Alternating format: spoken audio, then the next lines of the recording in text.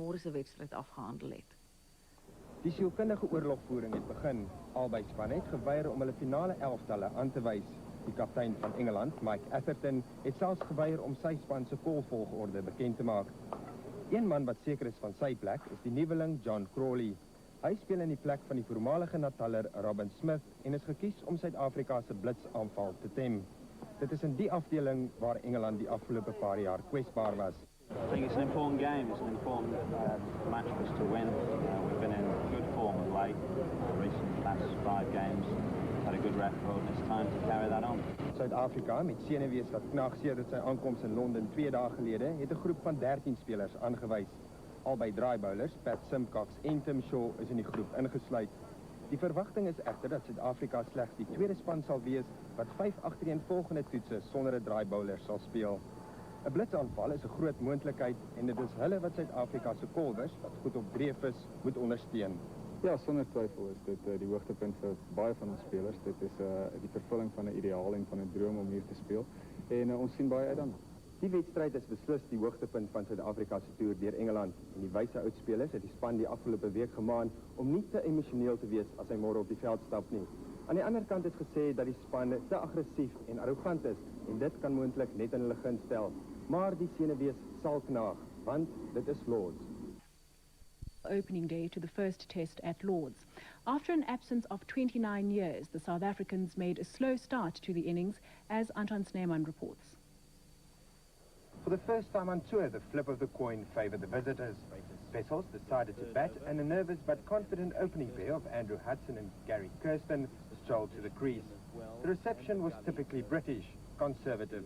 There was just an enormous amount of applause in the long room, and it was great going out there and starting out, and I thoroughly enjoyed it. Hudson's butterflies failed to settle. With his score on 6, he pulled a Darren Goff delivery, which looped to Graham Gooch on the fine leg boundary. Vice-captain Hansi Cronje faced 18 balls for his 7 runs, but the two left-handers came to the rescue. Kirsten, strong on the offside, cracked 12 boundaries in his 72, his highest test score for South Africa. Wessels also took advantage of England's lack of knowledge about the South Africans. He is strong square of the wicket. Wessels' critics back home loved to hang him, but today he was the executioner. The bowlers and his critics, his victims. His 100th, his 16th Test match cricket, but only his second for South Africa, included 15 fours. It was also the first century by South African at Lords since Roy McLean in 1955. Wessels' innings of 105 dominated the first day's play, but a valuable 32 by Jonty Rhodes didn't go unnoticed. He was eventually bowled by Craig White. Guy het sy kolfbeurt op 244 vir 6 voortgesit en uiteindelik 357 aangeteken. Engeland het gaan kolf en was gou in die moeilikheid teen die snel aanval van Fanny de Villiers en Alan Donald. Teen uitskeidtyd was Engeland met die rug teen die muur. Met 141 lopies op die tellbord, maar 7 manne reeds terug in die paviljoen. Anton Sneeman vat die dag se gebeure saam. Daar is nog 'n volle 3 dae oor, maar die draers van die groen en goud is sterk in die lig want glorie wink op Lords. Suid-Afrika het laat gister 2 kritieke paaltjies verloor, maar Engeland het hom misreken met die veggees van die besoekers. Suid-Afrika se middel- en stertkolwers het vanoggend 113 lopies by die oornagtotaal gevoeg vir 'n aanvaarbare eerste beurttotaal van 357 lopies. Suid-Afrika se grootste totaal nog in 'n toetswedstryd op Lords. Craig Matthews was die groot held. Die Kaapenaar se beurt van 41 lopies is sy hoogste telling in 'n toetswedstryd en dit is behaal op cricket se hoofkwartier. Na 'n los eerste balbeurt waarin hy 13 lopies afgestaan het, het Alan Donald vlam gevat. Alex Stewart is met die spoed van Donald se aflewering geklop, terug in die paviljoen vir 12. Die held van Sydney, Fanny de Villiers, het by hom aangesteek en die nuweling John Crawley moes kort daarna dieselfde lang paadjie terug aandurf met net 9 lopies agter sy naam. Kaptein Mike Atherton het 'n leihou gespeel na aflewering buite die wegpen en is vir 20 deur Wessels op eerste glip uitgevang. Die burggreep is nie verslap nie. Dit is nog net die uitklophou wat geplant moet word. Turning to Test matters again, there's also been some controversy at the cricket at Lords. While South Africa are comfortable at the end of day 3 on 193 for 4, there have been allegations of ball tampering against England captain Mike Atherton.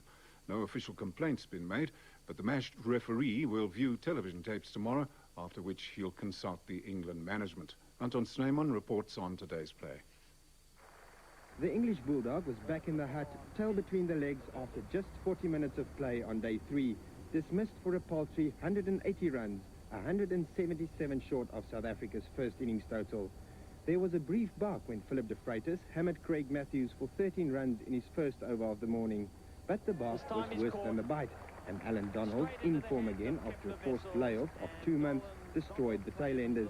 Yeah, I think we just stuck to what we set out to do, and that's been bowling in the channel, and we bowled aggressively. And, you know, we got the nicks. There was a few soft wickets, but they all count. South Africa had set themselves 2 targets, and both were achieved. Their third will be a lead in the region of 450 runs. They have lost 4 wickets, but they already have a lead of 372 runs. It was slow progress, but time is on their side. South Africa lost the early wicket of Andrew Hudson, LBW to Fraser for 3, but Gary Kirsten, yet to fail on tour, and Hansie Cronje consolidated and put on 59 runs for the second wicket.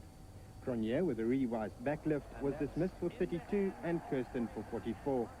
When stumps were drawn, Peter Kirsten had 40 and Jonty Rhodes 23. Meanwhile, the first controversial incident of the tour. England captain Mike Atherton became the focus of yet another ball tampering accusation. Atherton was captured by TV cameras, allegedly tampering with a ball. Fielding at mid-off, he can clearly be seen taking something from his pocket and rubbing it on the ball. South African coach Mike Proctor is aware of the incident. Oh, I mean, I saw it on television, but, you know, I haven't said anything or done anything about it. Mention it to the match referee? No, I didn't. No. You going to? No. I don't think that's my job to do that. First test at Lords. With a day to spare, Kepler Wessels and his men won by a massive 356 runs after bowling England all out for just 99 runs in their second innings. Anton Sneeman reports from Lords. Tampered with or not, Darren Gough did swing the ball, which was 77 overs old when play started this morning, prodigiously. Jonty Rhodes and Peter Kirsten were both bowled by in-swinging Yorkers, but South Africa managed the required 450-run lead by lunchtime. In fact, Kepler Wessels declared on 278 for 8, leaving England to score 456 for victory. An impossible task and a feat never achieved before. A bombardment of lightning-fast deliveries left the English batsmen shell-shocked.